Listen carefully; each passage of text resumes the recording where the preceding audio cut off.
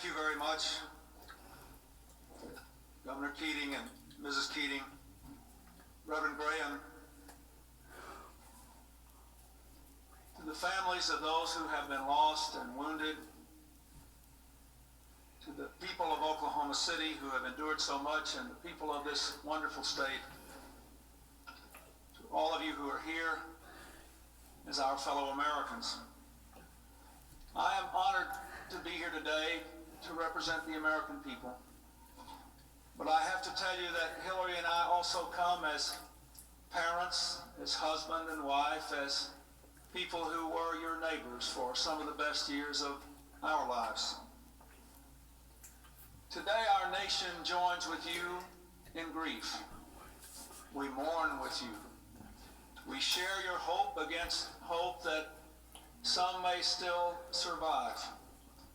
We thank all those who have worked so heroically to save lives and to solve this crime. Those here in Oklahoma and those who are all across this great land, and many who left their own lives to come here to work hand in hand with you. We pledge to do all we can to help you heal the injured, to rebuild this city, and to bring to justice those who did this evil. This terrible sin took the lives of our American family, innocent children in that building, only because their parents were trying to be good parents as well as good workers. Citizens in the building going about their daily business, and many there who served the rest of us, who worked to help the elderly and the disabled, who worked to support our farmers and our veterans, who work to enforce our laws and to protect us. Let us say clearly, they served us well, and we are grateful.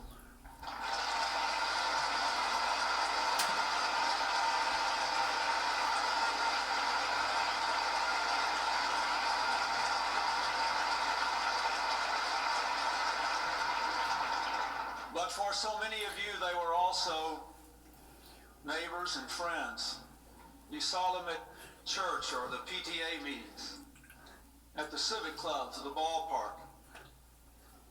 You know them in ways that all the rest of America could not.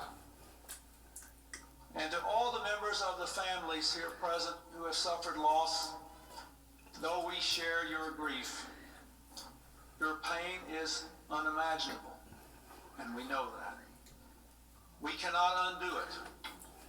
That is God's work. Our words seem small beside the loss you have endured, but I found a few I wanted to share today. I've received a lot of letters in these last terrible days. One stood out because it came from a young widow and a mother of three whose own husband was murdered with over 200 other Americans when Pan Am 103 was shot down. Here is what that woman said, I should say to you today. The anger you feel is valid, but you must not allow yourselves to be consumed by it.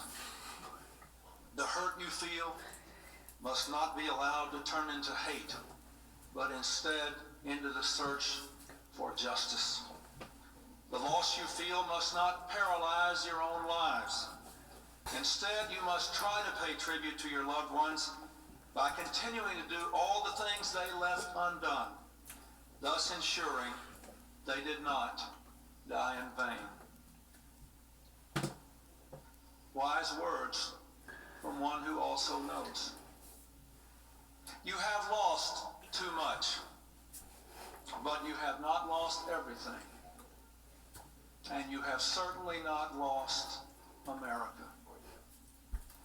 For we will stand with you for as many tomorrows as it takes.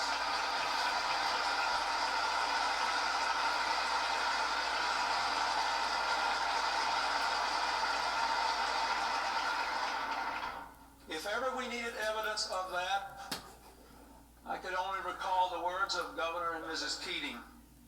If anybody thinks that Americans are mostly mean and selfish, they ought to come to Oklahoma.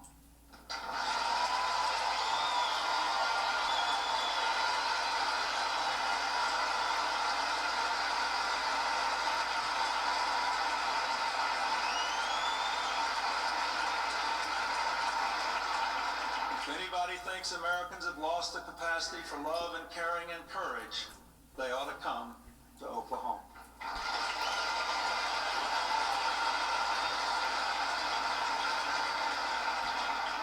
To all my fellow Americans beyond this hall, I say, one thing we owe those who have sacrificed is the duty to purge ourselves of the dark forces which gave rise to this evil.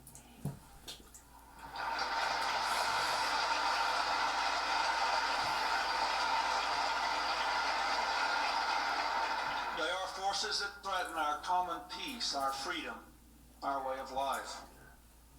Let us teach our children that the God of comfort is also the God of righteousness. Those who trouble their own house will inherit the wind. Justice will prevail.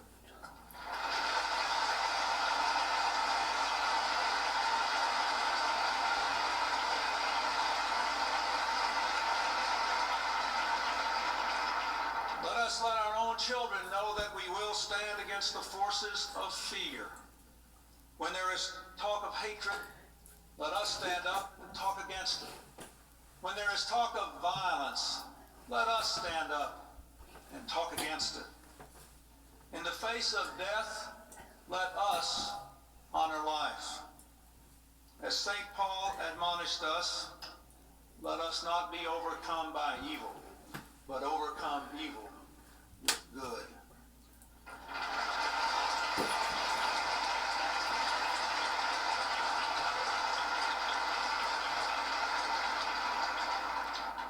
Yesterday, Hillary and I had the privilege of speaking with some children of other federal employees, children like those who were lost here. And one little girl said something we will never forget. She said, we should all plant a tree in memory of the children. So this morning, before we got on the plane to come here, at the White House, we planted that tree in honor of the children of Oklahoma.